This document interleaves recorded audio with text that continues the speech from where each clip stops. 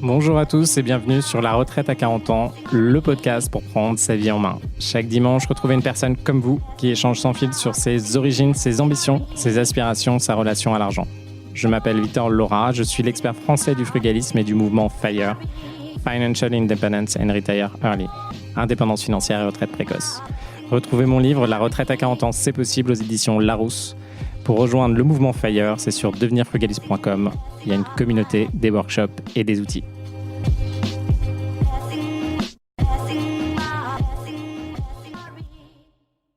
Bonjour à tous et bienvenue dans un nouvel épisode de La Retraite à 40 ans. Aujourd'hui, on est sur un épisode sur comment réussir à avoir son financement en immobilier et c'est parti.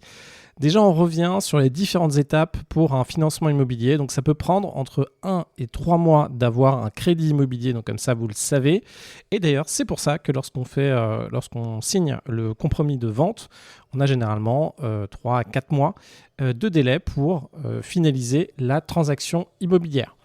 Les étapes, il y en a 6. La première étape, ça va être de préparer son dossier. C'est ce que vous devez faire en amont, on reviendra dessus.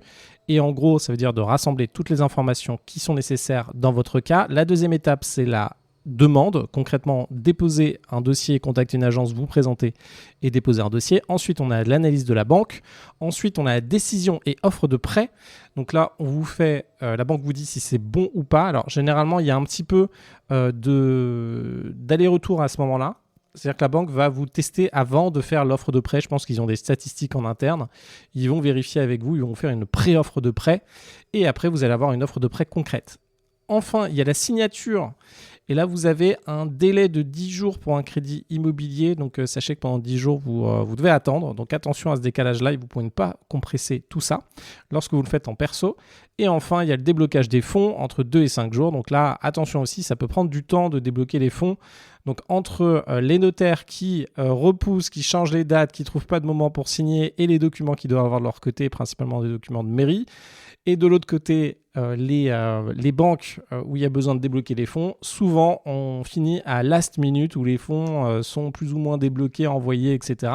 C'est un enfer, en tout cas cette dernière phase 6. Donc ce que je peux vous dire, c'est que sur chacune de ces étapes, il faut y aller à fond. C'est-à-dire que là maintenant, vous savez que vous avez 6 étapes et c'est vous qui managez ces étapes.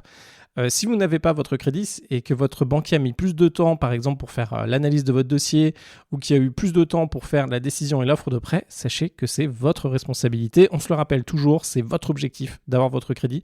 Vous êtes le manager de toute cette équipe, donc c'est à vous de manager, de mettre l'énergie qui est nécessaire, de trouver les bons mécanismes pour atteindre vos objectifs. On commence directement par la préparation du dossier. Alors, avant tout ça, quand vous voulez avoir un crédit immobilier, moi je vous encourage à maîtriser comment la banque va vous regarder. Donc de savoir quelles sont les règles d'endettement, de savoir où vous en êtes vous et dans quelle direction vous pouvez aller et savoir aussi les règles du marché. J'ai déjà fait des épisodes dessus. En bref, vous devez savoir quels sont les taux. Vous pouvez aller sur meilleur taux. Vous pouvez savoir quel est votre taux d'endettement aujourd'hui. Donc, vous pouvez calculer avec la règle des 35% votre taux d'endettement mensuel. Donc, vous faites tous les revenus que vous avez net avant impôt sur le revenu pour vos revenus du salaire. Vous prenez 70 à 90% de vos loyers quand vous avez des loyers. Attention, quand vous êtes freelance, si vous êtes freelance depuis plus d'1 an, grosso modo, vous pouvez utiliser, vous diviser par 2 ce que vous gagnez en freelance pour avoir votre revenu net imposable. Une fois que vous avez ça, vous allez prendre 35% de tous ces revenus-là et ça va vous faire combien vous pouvez rembourser tous les mois. Et enfin, donc c'est votre mensualité maximum, donc disons que c'est 1 000 ou 2 000 euros par mois. Disons que vous avez 2 000 euros par mois, vous avez un loyer de 1 000 euros, donc ça vous enlève 1 000 euros, il ne vous reste plus que 1 000 euros. Et après, disons que vous n'avez pas d'autres emprunts, donc il vous reste 1 000 euros pour emprunter. Et là, vous vous rappelez que si vous empruntez pour faire de l'investissement locatif, pour la grande majorité d'entre vous, ce sera sur du 20 ans. Donc là, vous regardez sur meilleur taux, vous regardez quels sont les taux actualisés, vous regardez combien vous pouvez emprunter. Donc faites tout cet exercice et surtout préparez votre dossier bancaire. Votre dossier bancaire, il doit avoir quoi dedans ? Donc votre passeport et un justificatif de domicile, vos 3 derniers bulletins de salaire, vos relevés bancaires de 3 mois, donc de tous les comptes bancaires que vous avez, vos avis d'imposition de 2 ans, votre contrat de travail et votre cabis si vous avez une entreprise, et votre compromis de vente. C'est très important d'aller voir votre banquier directement avec un projet sélectionné. J'en parle déjà avant, mais en gros, quand vous allez voir un banquier, si vous n'avez pas de projet sélectionné, ça fait vraiment très hypothétique. Votre banquier n'a pas beaucoup de temps, il gère beaucoup de clients en parallèle. Il faut vraiment être costaud sur son dossier. En parallèle de ça, n'hésitez pas à faire directement une présentation qui est très claire de là où vous en êtes, de votre parcours, de ce que vous avez fait, des études que vous avez réalisées, de qui fait quoi et qui emprunte et de quel est le projet concrètement. Si vous faites un investissement locatif, montrez bien que vous avez étudié l'investissement locatif avec des photos de l'appartement, avec des preuves comme quoi si les appartements ou les chambres vont être loués à tel prix, et aussi avec une étude de la localisation de votre investissement et de reprendre l'ensemble des éléments. Donc rajoutez bien aussi le DPE du bien. Si vous avez besoin de faire des travaux, ayez bien un devis pour les travaux et assurez-vous bien d'avoir les PV d'AG et que votre bien soit bien présenté dans cette présentation. J'en partage une assez souvent. Donc dans cette présentation, elle est constituée de quoi? Donc directement, je vous le dis, vous faites une présentation, c'est plusieurs slides. Deuxième slide, vous expliquez ce que vous attendez. Donc concrètement, vous voulez un emprunt de tant de montants sur tant d'années et qui sont les emprunteurs. Après, vous vous présentez, vous mettez vos coordonnées, donc de vous et potentiellement de votre compagne ou de votre compagnon si vous empruntez à deux, et vous faites le calcul de vos revenus totaux et vous mettez combien vous avez de cash de côté. Vous faites une slide pour expliquer quelles sont vos évolutions dans le temps, donc là où vous avez commencé, dans quel secteur vous travaillez. La plupart d'entre vous, vous avez des beaux revenus, des beaux salaires et vous êtes ce cadre, donc profitez-en, c'est maintenant qu'il faut utiliser ces atouts-là. Enfin, faites une slide sur votre situation patrimoniale. Donc là, d'un côté, vous allez mettre vos actifs, donc tout ce que vous avez en stock chez vous, donc vos comptes courants, combien il y a d'argent dessus, vos assurances vie, votre PEA, votre compte d'épargne. En dessous, vous allez mettre vos investissements locatifs, donc les appartements, 1, 2, 3, en fonction des appartements que vous avez. En dessous de ça, vous allez mettre votre résidence principale, si vous l'avez acheté ou pas. Et de l'autre côté, vous allez mettre les passifs. Donc en face des comptes courants, vous pouvez mettre les crédits à la consommation, si vous en avez certains. De l'autre côté, si vous avez mis en actif une voiture, mettez s'il y a un crédit ou une LOA à côté. En dessous, mettez bien tous les crédits qui sont liés à vos appartements. Et en dessous, mettez bien les crédits qui sont liés à votre résidence principale. Ça vous permet de calculer finalement votre patrimoine brut et votre patrimoine net. Le dossier, là on rentre dans le détail de votre investissement. Faites un focus sur la ville, donc en disant la ville c'est à tel endroit, il y a tant d'habitants, elle est classée tant en France, voilà ce qui est intéressant dessus. Mettez des informations, c'est vrai qu'en fonction de là où vous faites votre investissement locatif, votre banquier ne va pas forcément connaître, il a besoin d'être assuré. Donc montrez le prix moyen du mètre carré, l'évolution du prix, le nombre d'habitants, s'il y a des étudiants, la croissance démographique, le nombre d'acheteurs par bien si vous l'avez, la demande de location par bien. Donc ça, soit vous l'avez sur certains sites, soit vous faites directement des fausses annonces, pourquoi pas. Et les logements par habitant. Vous avez des sites qui vous donnent ces informations-là, comme l'étudiant, je crois, que ça s'appelle l'étudiant. Sinon, vous avez meilleurs agents, vous avez meilleurs taux, utilisez toujours ces sites-là, vous avez Castorus, etc. Après, présentez l'opportunité. Donc l'opportunité, mettez une photo de l'appartement et expliquez ce que vous allez faire. Donc de l'appartement ou de l'immeuble, et dites, voilà, c'est tel immeuble, voilà à quoi il ressemble, voilà ce qu'on va faire, voilà dans quel état il est, et voilà ce qu'on va concrètement traiter dans les prochaines semaines. Mettez une localisation, mettez bien l'adresse du bien, où il se situe, et montrez que cette situation est positive. Les banquiers sont comme vous, ils ne savent pas forcément, ils ne connaissent pas, même à 1 heure de Paris, il y a plein de villes qu'on ne connaît pas, donc il faut bien leur préciser où ça. Remettez bien des photos état actuel du bien avec les plans du bien si vous l'avez, et mettez les plans à venir que vous allez faire, et mettez une photo de ce à quoi ça va ressembler si vous allez faire des travaux. Vous pouvez utiliser l'IA, ChatGPT, voire Claude, voire Banana IA pour faire des nouvelles photos de l'appartement pour montrer à quoi ça va ressembler à la fin et expliquer. Et faites des plans aussi, vous pouvez utiliser ces outils-là pour faire des nouveaux plans actualisés en mettant des plans meublés. Plus vous allez sembler être costaud, et c'est le cas, rien que de prendre le temps de faire cette présentation et d'avoir regroupé les éléments que vous avez donnés sur un drive, mettez tout ça dans votre drive. Si vous faites ça et que vous envoyez un dossier complet au banquier, il va se dire c'est bien, ce mec-là, il est costaud, il est bien, je vais pouvoir avancer avec lui, ça ne va pas me prendre beaucoup de temps et en plus de ça, je vais pouvoir toucher ma com et atteindre mes objectifs en faisant l'octroi de prêt. En dessous, mettez le plan financier du projet. Donc, mettez bien le loyer, le projet et faites un calcul finalement de cash flow sur le projet pour montrer que ça fonctionne bien, que tout est en route. Rajoutez, si vous avez des preuves pour les loyers, rajoutez ça en dessous. Donc, mettez un tableau avec l'ensemble des loyers. Et si le bien n'est pas loué actuellement, mettez bien les éléments des agents immobiliers qui vous garantissent que une chambre sous loutant, un appartement sous loutant, etc. Et finissez la présentation en remettant vos coordonnées à la fin. Donc là, vous avez cette petite présentation qui explique qui vous êtes, qui explique ce que vous faites. Et votre objectif, c'est que la personne en face de vous ait confiance en vous. Et ne se dise pas, tiens, c'est un mec bizarre, je ne le connais pas, etc. Donc la confiance, ça se crée et ça se montre grâce à des éléments. Les éléments factuels, c'est ce dont je vous parlais, les documents préparés. Donc ça, vous les préparez dans un drive. Vous préparez cette présentation et là, vous êtes prêt pour cette étape 1 qui est d'aller chercher les banques. Alors, comment on fait pour aller chercher les banques ? Dans la plupart des cas, si c'est votre premier investissement locatif, ce sera sûrement votre banque principale qui a permis de financer votre résidence principale ou chez qui vous avez votre compte. Donc, Banque Populaire, Crédit Agricole, etc., qui va financer votre appartement. Dans la plupart des cas, ceux d'entre vous qui commencent directement avec des banques en ligne hors Boursorama Banque, attention, ces banques-là, donc les néobanques, etc., c'est très compliqué d'avoir des emprunts avec elles. Elles vont aller sur ces sujets progressivement. Là, aujourd'hui, ce n'est pas les meilleurs. Donc, si vous n'êtes pas chez ces banques-là, allez voir et démarcher plusieurs banques pour aller pour avoir des emprunts. Et allez plutôt sur les banques historiques qui sont beaucoup plus habituées à financer des biens. Encore un élément, si vous voulez financer des biens dans des localisations spécifiques, attention aux banques parisiennes. Les banques parisiennes vont vous suivre sur un investissement locatif. Ça, elles se disent que c'est dans leur spectre global pour aider leurs clients. Par contre, si vous voulez investir de l'autre côté de la France, il faut savoir qu'une banque à Paris, surtout les banques régionales, peuvent le faire une fois, mais n'auront pas des conditions très bonnes. Par exemple, vous voulez financer dans le sud de la France, à Perpignan. Vous êtes à Paris, vous êtes au Crédit Agricole.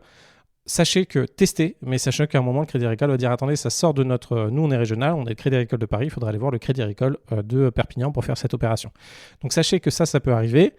Un élément et un petit tips que je peux vous donner là-dessus, c'est pour ça qu'à un moment, avec mon associé, on s'est dit qu'on allait ouvrir un compte de Crédit Agricole dans chacune des régions. Pourquoi ? Parce qu'une banque, ça les intéresse plus que vous soyez déjà client. C'est-à-dire que les banques ont beaucoup de dossiers analysés. C'est un peu comme un entrepreneur qui, quand vous lui demandez de venir chez vous pour faire un test sur les travaux et vérifier, et vous faire un devis de travaux et le gars ne vous connaît pas, il doit se déplacer pour faire tout ça, ça peut être un petit peu compliqué. Donc, n'hésitez pas à un moment, même d'un point de vue stratégique, surtout si vous avez déjà une zone déterminée, à ouvrir un compte bancaire que vous faites tourner un petit peu dans une région, chez Banque Populaire, CIC, Crédit Agricole, pour que quand vous allez les revoir avec un investissement immobilier, ils puissent cocher la case déjà client. Donc ça, c'est une petite astuce que je vous donne, mais ça peut être très pratique, surtout si vous ciblez à différentes régions. Une fois que vous avez ça, sachez que quand vous allez vous présenter, testez au moins 3 à 10 banques. Ça vous paraît particulier, mais ça prend pas énormément de temps. Allez directement dans les agences ou appelez-les et déposez votre dossier et demandez-leur ce qu'elles en pensent de votre dossier. Ce que vous faites là en ce moment en créant vos dossiers, moi, c'est ce qui m'est arrivé avec la banque du Crédit du Nord. Il y a un moment, je voulais faire une opération. Le Crédit du Nord ne pouvait pas me suivre parce que les délais étaient trop raccourcis. Donc là, c'était plutôt dans une reprise de boîte. Et après, ils m'ont accompagné sur une nouvelle opération. C'est un petit peu comme ça que ça fonctionne. Vous créez des liens et vous voyez ceux avec qui ça marche. On se rappelle, les banquiers, c'est comme les relations de façon générale. Il y a des personnes avec qui vous allez super bien vous entendre et vous avez envie de prendre un café et de discuter pendant 1 heure parce que c'est sympa. Il y a la même vibe, vous avez envie d'avancer. Il y a d'autres personnes, vous les trouvez sympas, mais vous n'avez pas forcément envie de prendre un café avec ces personnes-là parce qu'elles sont un peu éloignées de vous. C'est exactement la même chose chez les banquiers. Il y en a certains avec qui ça va marcher, d'autres avec qui ça ne va pas marcher. Donc en tout cas, répétez les échanges avec les banquiers. Surtout, quand vous échangez avec les banquiers à ce moment-là, ce qu'il va falloir faire, c'est vérifier qu'ils ont les moyens. Donc leur demander concrètement, soyez très direct. Est-ce qu'aujourd'hui vous faites beaucoup d'emprunts ? Est-ce que c'est facile pour vous d'avoir des emprunts qui sont financés ? Là aujourd'hui, est-ce qu'il vous reste des capacités pour faire les emprunts ? Vous avez une délégation jusqu'à quelle hauteur ? Délégation, c'est à quel moment ils peuvent signer, jusqu'à quel montant ils peuvent signer. Redemandez-leur les règles actuelles des crédits immobiliers. Est-ce qu'ils pensent que cet investissement va bien passer en donnant les informations globales sur votre sujet ? Essayez de vérifier les moments où ça coince et les moments où c'est pas terrible. Pourquoi ? Parce que vous devez vous rassurer. Vous rassurer, c'est pas de croire que votre banquier ou ce banquier-là va le faire si à la fin ça va pas le faire. Ça vous rassure pas. Vous, ce que vous voulez, c'est être sûr que votre dossier va être réalisé chez eux. Donc demandez-leur, est-ce que vous êtes sûr que mon dossier va passer chez vous, etc. Dites-moi concrètement pour qu'on puisse avancer. en mode intelligent. Je vous ai préparé tout ça là. Vous montrez votre petite présentation, vous trouvez ça très bien et vous avancez dessus. Donc là, c'était pour qu'on voit ensemble les étapes pour la signature d'un fonds. Je reviens sur quelques anecdotes dessus. Donc sur l'étape numéro 2, dépôt de la demande. Donc là, c'est quand vous échangez avec votre banquier, vous vous rappelez, essayez de faire au moins, majorité d'entre vous, tester votre banque quoi qu'il arrive. Essayez de faire 3 à 5 banques. Je vous conseille de le faire vous-même en direct dans un premier temps et vous avez besoin de le faire. N'hésitez pas à échanger avec des courtiers, mais le problème des courtiers, c'est qu'ils vont, vous ne savez pas ce qu'ils vont déposer dans les banques, ils vont faire tout un micmac. Et en tout cas, si vous voulez faire beaucoup d'investissements, vous avez besoin de faire ces échanges avec les banquiers pour monter en compétences. Donc moi, je vous encourage de le faire toujours et toujours. Si vous êtes bloqué, il y a d'autres solutions. Étape numéro 3, analyse par la banque. Alors là, la banque va faire votre analyse. Ça peut prendre du temps. Moi, ce que je vous encourage, c'est qu'une fois que vous avez déposé votre dossier, convenez de quand vous allez relancer le banquier. Donc, demandez-lui au banquier, écoute, donnez-moi en fait les délais, comment ça va se passer, c'est quoi les étapes et c'est quoi les délais. Donc là, votre banquier va redonner les étapes et les délais. Là, vous notez tout et essayez de voir comment vous pouvez échanger avec votre banquier et comment vous pouvez finalement l'aider à ce que votre dossier avance. Donc si vous voyez, la plupart des banquiers sont généralement plutôt dans... ils veulent faire plaisir aux clients. La plupart des gens qui sont conseillers bancaires, ils veulent avoir un positionnement et aider les gens. La plupart d'entre eux, ils ont envie d'être dans ce positionnement-là. Donc n'hésitez pas, une fois que le dossier a été donné, d'avoir vous votre plan de relance. Et vous pouvez directement programmer dans votre Gmail une suite de mails pour relancer votre banquier de façon très sympa. Et vous voyez comment vous le faites quasiment tous les 2 à 3 jours. Faites ça pour être sûr que ça suit. Si vous avez plusieurs banques en parallèle, vous faites la même chose. Donc dès que vous avez vu votre banquier, vous le remerciez de traiter votre dossier. Une fois que vous êtes rentré chez vous, vous lui renvoyez un mail en disant voilà, je vous remercie d'avoir pris en charge le dossier, j'ai hâte qu'on avance ensemble, etc. Et après, vous prévoyez un mail 2 jours plus tard pour lui demander où ça en est, si le dossier a bien été envoyé, s'il a bien toutes les informations, etc., etc. Attention, parce que quand ces dossiers ne sont pas traités à temps, ils risquent d'avoir des décalages. Donc si vous êtes en fin de mois, prenez les devants. Alors prenez les devants, pas forcément, on verra ça après, mais si vous êtes en fin de mois, je vous ai dit, dans les documents qui sont nécessaires, il y a le bulletin de salaire. Donc potentiellement, si votre banquier tarde un peu à envoyer des éléments, vous allez être le mois d'après. Donc il va falloir actualiser les relevés bancaires et les bulletins de salaire. Donc vous prévoyez de les avoir en attendant. N'hésitez pas à appeler le banquier dans ce cas-là, à lui demander si tout est bon, si tout est en ligne, etc. Et voyez ce que vous sentez. Il y a des banquiers qui potentiellement n'ont pas le temps, ils vont vous dire je sais pas quoi, ils vont vous trouver des excuses, etc. Il ne s'agit pas de leur rentrer dans le lard, enfin trouver la meilleure négociation pour vous. Mais en tout cas, prévoyez d'avoir ces documents en disant je vous renvoie ces documents-là quand même. Et attention qu'ils n'utilisent pas ça comme une excuse pour relancer votre dossier de zéro, etc. Une fois que ça a eu lieu, on va avoir une décision offre de prêt. Alors généralement, vous allez avoir un premier élément, on va vous dire nous, ce qu'on va pouvoir vous faire, c'est ça, ça, ça, ça, ça. Alors, entre votre premier échange avec le banquier, surtout avec la caisse d'épargne, et je ne sais pas pourquoi ils ont fait ça ces derniers temps, ils risquent au début, on va vous dire on va vous faire du différé, du je sais pas quoi, les taux seront imbattables, etc. Puis là, on arrive au moment où on vous fait une offre, quoi. Et là, c'est plus du tout la même chose. Donc, on va vous demander une assurance différente, un taux différent, etc., etc. On va vous dire je suis désolé, moi je pensais que j'avais tout ça, mais en fait c'est ça la réalité. Je sais pas pourquoi, la caisse d'épargne s'amuse à faire ça. Je pense qu'en interne ils se sont dit que c'était amusant de faire du commercial agressif et après de vous loquer dans les contrats. Donc attention, vous risquez d'avoir des petites désillusions à ce moment-là. Là, vous avez plusieurs choses à négocier. Donc, attention, ça dépend de votre positionnement. Si vous êtes dans un positionnement où vous n'avez aucune offre, que c'est la cata, que vous en avez qu'une, essayez de négocier, mais soyez quand même très flexible. Pourquoi ? Parce que vous risquez de tout perdre si vous n'en avez pas une. L'objectif, c'est quand même, au bout d'un moment, d'avoir 2-3 offres et de pouvoir les challenger entre elles pour récupérer et créer la meilleure offre. Donc on se rappelle, vous ce que vous voulez c'est un maximum de différé, c'est-à-dire ne pas rembourser l'emprunt et si possible la totalité pendant un maximum de temps, ça vous permet de récupérer votre apport. Vous voulez avoir votre budget travaux qui est bien budgété. Vous voulez avoir votre assurance emprunteur qui est bien faite et avec les bonnes modalités. Attention, j'ai fait un épisode dessus, vous ne voulez pas avoir la totalité de l'assurance emprunteur qui coûte excessivement cher.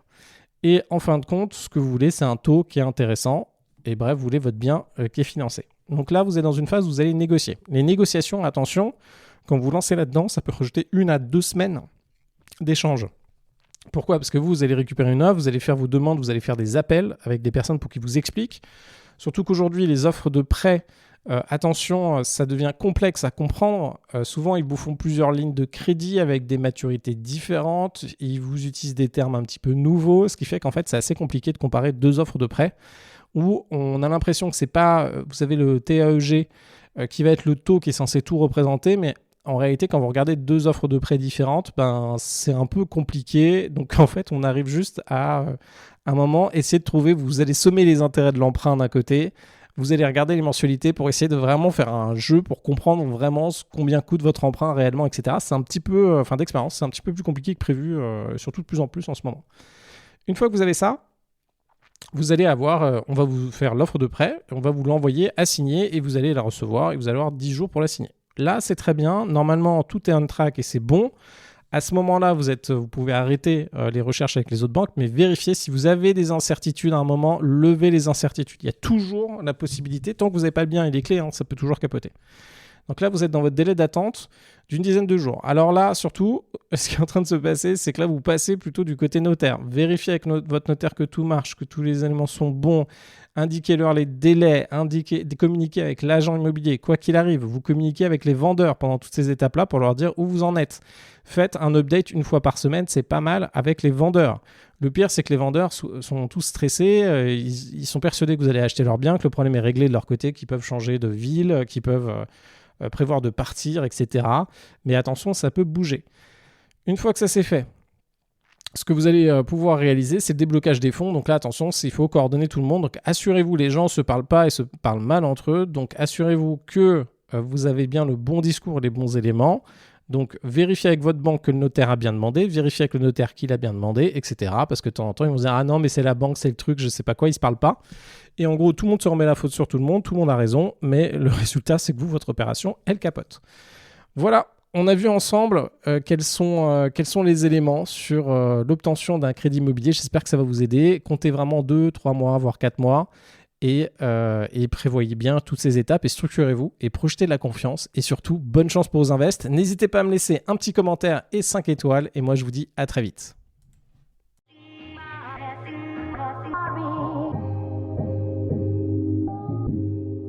Vous venez d'écouter un épisode de La Retraite à 40 ans. N'hésitez pas à en parler autour de vous, à vous abonner, à rajouter 5 étoiles et à mettre un petit commentaire. Ça nous aide vraiment beaucoup. Pour être informé des nouveautés, rendez-vous sur devenirfrugaliste.com. Une question ? Je réponds sur LinkedIn, Victor Lora, L-O-R-A. Et surtout, n'oubliez pas, vous êtes déjà au top. À très vite.